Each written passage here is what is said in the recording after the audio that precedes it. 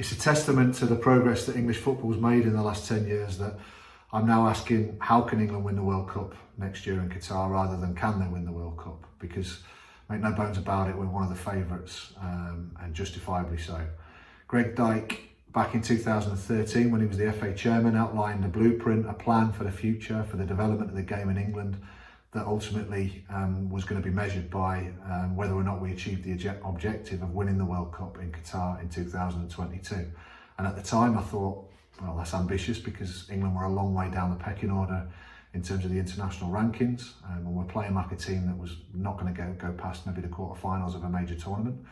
And furthermore, it felt to me like just winning one game of football in a World Cup final might not be the best way to measure the success or to define the success of a plan for a whole nation, for the sport in England. But it's turned out to be a pretty good plan. It turned out that the DNA project, to develop better technical footballers, to kind of try and shed a little bit of the old English dog, English kind of bulldog spirit, and start to compete with other nations' capabilities in terms of producing good technical players and very big volumes of technical players.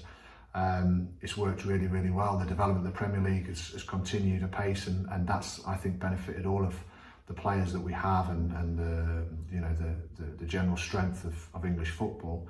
The EPPP, the Premier League Academy system, Jed Roddy and the work that he did back then, as well as the work done at age group levels with various coaches and various people within the FA, including Gareth Southgate in different roles that he's had before he became England manager. All of this has come together, the stars have aligned, and to be fair, it's been a very successful project, a successful 10 years. And if the ultimate objective is achieved, then you've got to say it's not far off the perfect plan. Gareth Southgate's been very lucky to be in a position to manage England with such a strong pool of players as a result of the success of that project. I think England's squad is as strong as it's ever been.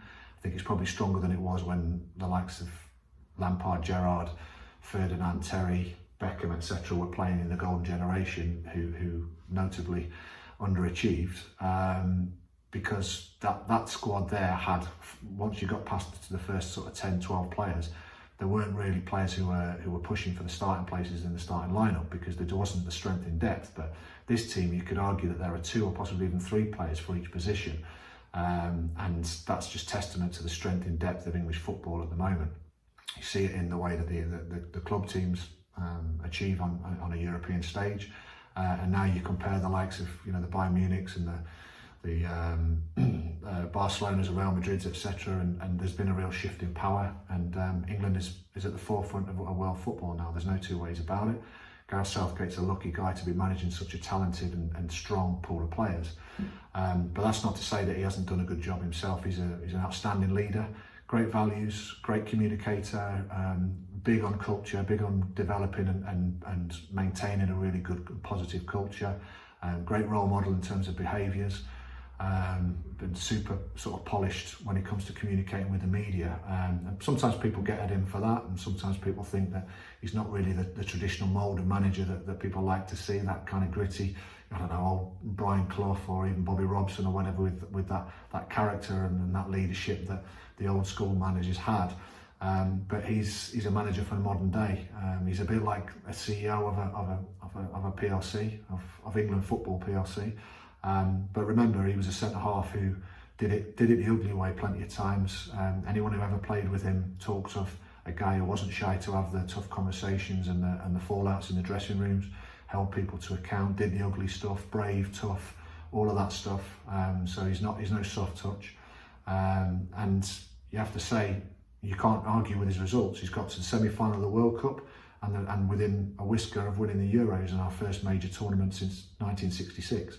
So he's without doubt the most successful England manager since Alf Ramsey. I don't think there's any debating that from a results perspective. Whether or not the performances have been that great and whether or not he's dealing with one or two of the sort of finer details, as well as some other managers, that's open to debate. But ultimately, it's a results game, and he's taken us further than anyone has apart from Ramsey. I think he will now be sitting down with Steve Holland, with the other technical staff, some of the senior players, with some of the leaders in the FA, and plotting out the final steps of that journey. What do they need to do to take this group from a team that are very nearly tournament winners to become tournament winners, to become world champions? And ultimately, they don't need to do that much. I think he's made great decisions. He's been very clear. He's got a really clear strategy. Sometimes that strategy is open to criticism. It's very safe, but what he's done so far, you can't really argue with it. You can't really argue with the system, with the model. Of course, there's things that need to improve, and I'm going to come on to that in a minute, but I don't see him ripping up and starting again in terms of his method, in terms of the structure of the team, in terms of the type of personnel that he puts out there, because there's an understanding that's developed, a momentum that's developed in this group, and it'd be crazy to stop that now. It's just about optimising it and adding a couple of additional kind of facets to the qualities that team's got. For me, there's two issues with the England team, and two things that need to be considered when you look at whether or not England can win the World Cup next year. The first is one that you can't change, in my opinion. The second is one that you most definitely can. Declan Rice and Calvin Phillips are two outstanding, athletic, physical monsters when it comes to their role in midfield, in central midfield. They're holding combative players, brilliant against the ball. The whole team is brilliantly organised against the ball, and we look the most secure team in world football without a doubt, because of the organisation, because of the quality of players, because how good they are at pressing, how well organised they are when it comes to the press. And the individuals 1v1 are just monsters, as I say. I mean, you look at the way Declan Rice plays at the moment for West Ham, and he is absolutely devouring his opponents. Talking about world-class players, and he is a monster in every sense. Superb footballer. But in terms of possession, neither Phillips or Declan Rice or Jordan Henderson, who would probably be the sort of the third holding midfielder you'd be considering there. None of them are ball-orientated technical players who have that almost perfection of receiving skills, the likes of Sergio Busquets, Xavi, Iniesta, Jorginho for Italy in the summer. And because of that, we don't necessarily dominate and progress through the pitch with the kind of control that other teams do when they have a player like that. I don't see that changing. I don't see an 18, 19, 20-year-old coming into this squad and being part of things for next year. And I also look at the Rice and Phillips and Henderson and think that we've got three outstanding footballers there, three of the leading midfielders in the world. And when they play together, they're very, very secure and they're impressive. They're very impressive. There's just one facet that they struggle on, and the way the team's set up kind of suits this kind of defensive. It's slow possession, that's what I call it. It's slow possession when they tend to play sideways, backwards. They're probing, but they're not really probing and showing the ball to opponents and progressing the ball through the pitch. They have to play a little bit longer, or get the ball wide and work down the sides with the impressive fullbacks that England's got. But they don't tend to win these kind of 3v2s and 2v2s in there in terms of intricate play and receiving under pressure, because they're not that type of footballer. And I don't think I would, as a manager, try and affect that and try and change it. I think you have to accept this is a limitation of this squad. I don't think that's going to change. So we work with what we've got in that space, because ultimately it's the only weakness I think we've got in terms of the profile of player. It's the only profile of player that we're missing. So that's one weakness. We have to accept it, and we have to plan for it, and we have to mitigate it. And I don't think that's going to change. However, the other weakness, in my opinion, is really, really clear. And that's the guy who's wearing the armband. Superb goal scorer, superb goal scoring record. I don't want to say for one moment that I don't think Harry Kane deserves his place on the plane. But what I do believe very, very strongly is that his performances have not contributed enough to England's attacking progress and to England's attacking options too many times when he's worn an England shirt. People are probably listening to this going, hang on, didn't he finish as the top scorer in the World Cup? Hasn't he scored 40 odd goals? Isn't he right up there and just about to break the record? Yeah, he is, but to be honest, he's a flat track bully. He's a flat track bully. He doesn't do it in the biggest games. He doesn't contribute in the biggest games. He might score the odd goal in the biggest games because he's a world-class finisher. But what he tends to do, in my opinion, is hold the ball up in front of the two centre halves, not have any speed, movement, dynamism, intelligence, creativity to create options and to be an attacking force that causes a problem for the opponents. If anything, I think he actually blocks channels and he stops the likes of Grealish, Foden, Mount, etc., Sterling from playing in areas where they can hurt teams, because he almost occupies the space for the opponents.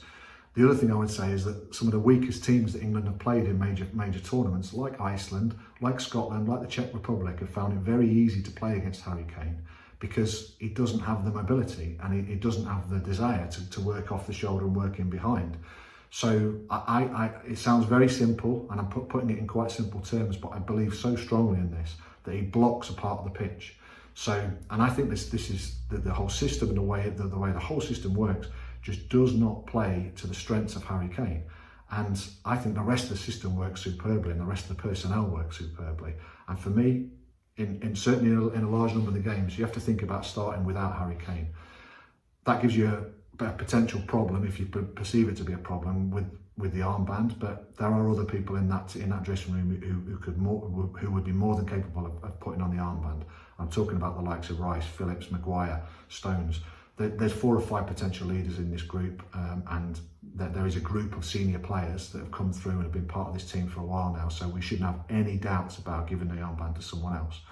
Who would I play instead? Well, for me, I look at the likes of Marcus Rashford, and to be honest, it's mobility that we're looking for, and it's threat in behind, because we tend to play sideways with this slow possession. We play in, we play back, we play sideways, we get down the sides because we've got great fullbacks. But ultimately, we're not actually hurting teams across and in behind. And sometimes they're playing very deep, which means that it's almost impossible to do that. But regardless of whether or not they play kind of a mid block or a deep block or a high block, you've got to have players who have the speed and dynamism to hurt the opponents and hurt the defenders. And for me, I would actually be starting with Mason Greenwood. His pace is incredible. I think he's still a little bit raw, but he's a superb finisher, and he's proven that already. Just imagine what would happen if Harry Kane doesn't start, Mason Greenwood starts, and he's starting to work across 2 centre halves like Bonucci and Chiellini in the Euro final. Those two would hate to be running and chasing in behind off Mason Greenwood. They'd be constantly looking, constantly dropping, constantly aware. And what does that do then? Well, it gives you space in front for the likes of Foden, for Grealish, Saka, Mount, all of these fantastic young players we've got. I mean, Jude Bellingham. We've got so many technically gifted players who are the envy of the rest of the world, and we are not allowing them to play in a free. We're not giving them the whole pitch to go and play them. We're basically saying you're going to play wide. If we play 4-3-3, then you're going to play wider Harry Kane. If we play 5-4-1, for example, or 4-5-1, or whatever it is, then you're going to be kind of playing in the channels in between. But you're not going to get that central area in front of the centre halves and around the areas that's really going to hurt the opponents. And what's happening? Well, not only are they not able to play through that space, but if they're confined to these spaces wide, they also tend to block these outstanding fullbacks that we've got in Luke Shaw and Trent Alexander-Arnold, Reece James, Chilwell. They're not actually being able to come and play inside in the areas where Harry Kane is. So if you've got Mason Greenwood or Marcus Rashford or even Dominic Calvert-Lewin running off the shoulder of the centre halves, it creates space in front for other players to play. I know I'm making it sound very simplistic, but this is just a very obvious tactic that I can't understand why it's not being deployed. It feels to me like it's not being deployed because Gareth Southgate's got so much belief in Harry Kane as a person, as an individual, as a leader. He sees him as a role model, he sees him as the leader, and he sees him as almost indispensable. And of course he scores goals, so I can't, there's 2 sides to every argument. And he could come back and say, well, hang on, he's scoring the goals. But for me, he scored over 20% of his goals against the likes of Andorra, San Marino, Panama, Montenegro.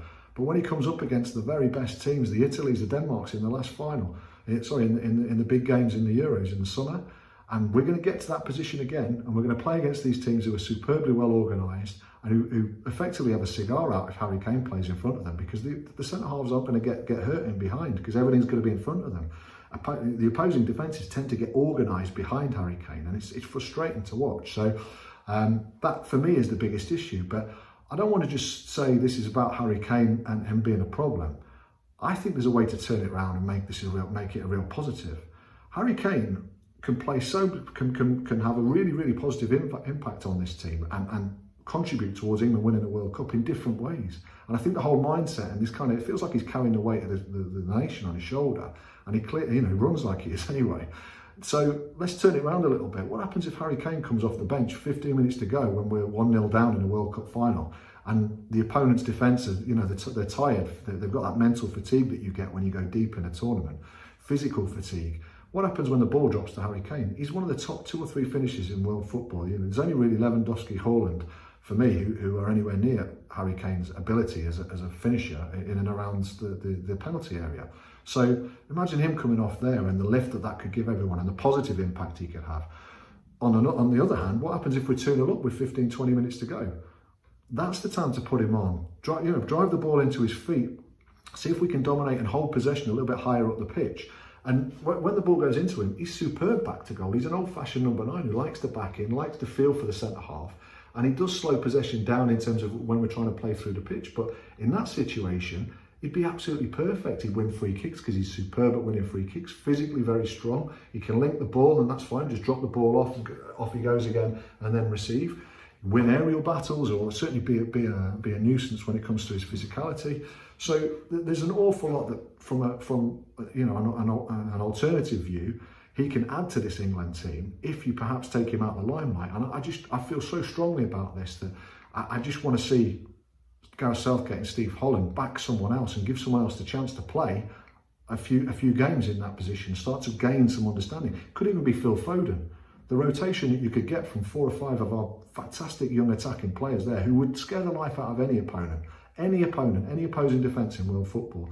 The players that we've got are good enough to get in amongst them and to penetrate, to create chances and to be an absolute nuisance. I think that's the key. That's the adjustment that this England team needs to make to go on and win the World Cup next year. Do I think it's going to happen? I'm not sure. I think Gareth and Gareth Southgate and Steve Holland have proven that they believe in the system and the way of playing. And who's to argue with them? This is just my opinion. I think they're quite risk averse, and I think they might continue exactly the method that they've deployed so far, and just hope that maybe the ball falls for us this time. Maybe the penalty does go in. Maybe something happens at the start of the game that someone gets sent off or whatever, or we get these marginal gains, a set piece or whatever, that gets us over the line, because they know we're not going to concede too many goals against any team in world football. So that's what I think they might do, but I hope that they go out there and just innovate a little bit, basically grow a little bit, grow a pair a little bit, and just take that additional risk that might just unlock opponents, and we can go win 3 or 4 against some of the top teams in the world, because that's how good this England team is. I'm excited about the prospect of potentially living in an era when England wins a World Cup, and I really think it can come to reality, but there's one big change I think he needs to make.